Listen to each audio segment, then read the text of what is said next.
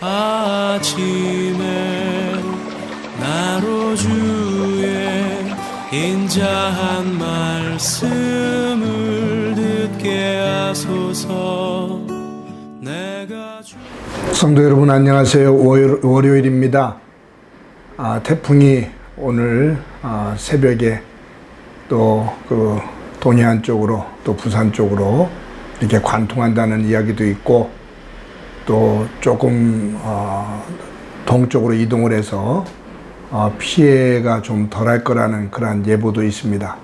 어떻든지 오늘 태풍 속에서 여러분들의 가정과 또 삶의 자리가 하나님 안에서 평안한 자리가 되기를 간절히 소망합니다. 제가 말씀한 곳 봅니다. 오늘은 예레미야서 29장, 오늘 본문을 하고 어제 본문 주일 거 하고 연결시켜서 14절 말씀, 한 절 말씀 봅니다. 이것은 여호와의 말씀이니라. 나는 너희를 만날 것이며 너희를 포로된 중에서 다시 돌아오게 하되 내가 쫓아 보내었던 나라들과 모든 곳에서 모아 사로잡혀 떠났던 그곳으로 돌아오게 하리라. 이것은 여호와의 말씀이니라. 아멘. 요즘은 인터넷이 많이 발달이 되어서 메일로 또 문자로 또 영상으로 쉽게 사람들과 의사소통을 합니다. 그래서 요즘은 그 5G다, 4G다 그러면서 굉장히 속도전을 이야기하지요. 얼마나 빠른 속도로 사람과 소통하게 할 수 있을지, 이 소통의 속도가 성공의 비결이 되기도 합니다. 그러다 보니까 손편지, 손으로 써서 사람에게 우편으로 보내서 주고받는 이러한 따뜻한 정서가 사라지는 것 같습니다.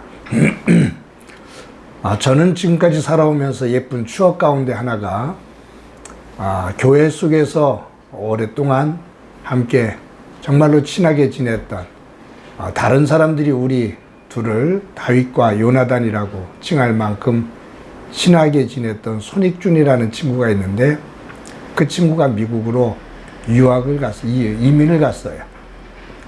그 친구가 이민을 간 다음에 서로 이제 주고받는 편지가 우편으로 그렇게 오가게 됩니다. 빨라야 주고받는 편지가 한 보름 더 이상도 걸릴 겁니다. 그런데 한 달에 거의 2통씩 거의 편지를 주고받으며 오랜 시간 동안 우정을 쌓았습니다.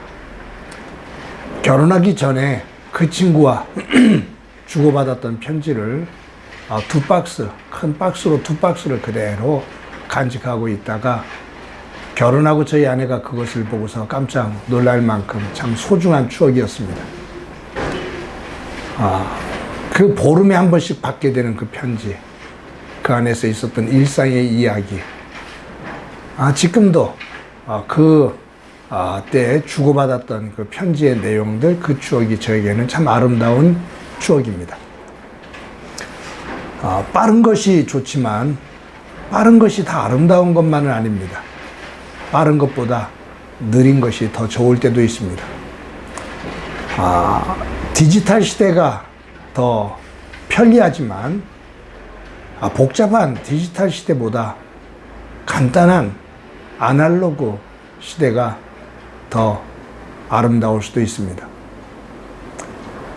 요즘은 핸드폰을 가지고 빠르게 그리고 맑은 잡음이 없는 음악을 쉽게 접할 수가 있지만, 그냥 판 돌아가는 소리가 같이 섞여서 들려지는 LP판 음악을 듣는 그 시간이, 그 음악이 더 사람의 마음을 평안하게 하고 또 기쁨을, 또 음악의 세계를 더 깊게 만들어 갈 수도 있습니다.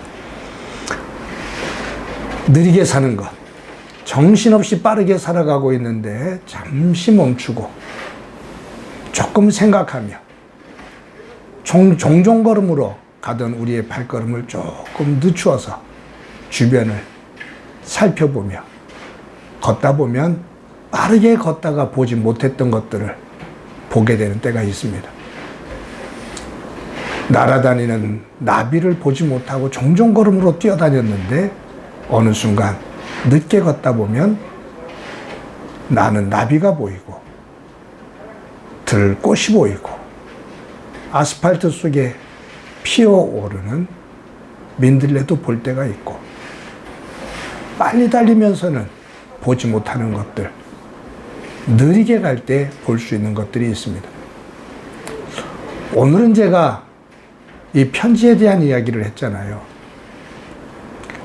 이 예레미야가 바벨론의 1차, 2차 포로로 잡혀간 이 느부갓네살 왕에 의해 갖고서 1차로, 2차로 포로 잡혀갔거든요.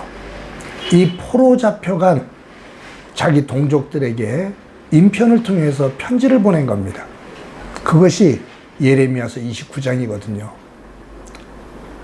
이국 땅에, 타국 땅에 그냥 이민 같은 것도 아닌 노예로 잡혀간 자기의 동족들에게 예레미야가 편지를 쓰는데 너희들 그곳에서 조급한 마음 갖지 말고 결혼도 하고 가정도 이루고 밭을 갈고 그곳에서 정착해서 살아라.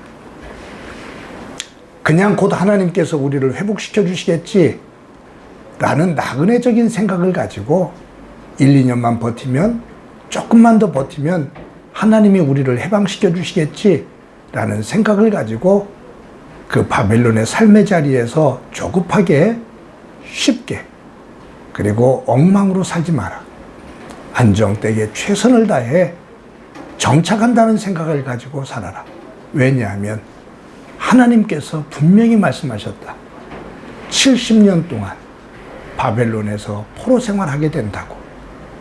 70년이 지난 이후에서야 하나님께서 해방시켜 주신다고 말씀하셨다.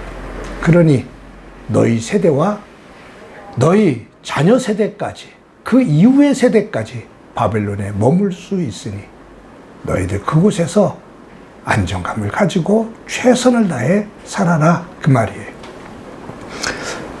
여러분, 이것은 예레미야가 하나님의 말씀을 믿지 않으면 전할 수 없는 내용입니다. 하나님께서 70년을 말씀하신 그것을 믿지를 않으면 포로 생활하고 있는 백성들에게, 동족들에게 이렇게 말하지를 못하는 거죠. 하나님을 향한 온전한 믿음입니다. 누가 뭐라 하든 하나님께서 그렇게 말씀하셨다, 그 말이에요. 여러분, 저와 여러분의 본향은 이번 주일도 말씀을 드렸습니다만 하나님 나라입니다. 우리의 시민권은 이 땅이 아닌 하나님 나라에 있습니다.